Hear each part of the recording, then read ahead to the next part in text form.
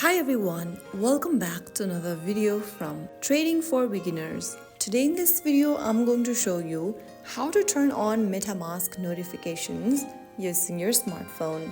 First of all, launch open the MetaMask app on your device and make sure that you're logged in. Once you're inside the home page, tap on Settings at the bottom right corner. Inside the Settings menu, click on Notifications. Now, if you see your Allow Notification button turned gray, this means you have turned off notification option. To turn on notification, toggle on the button right next to Allow Notifications, and then you can also go ahead and turn on and off any other notification you don't want to receive, such as product announcements. Once you have turned this button on, you will be able to enable notifications from the app. Now, once you allow notifications, it'll help you stay connected and updated on transactions, account activity, and security alerts.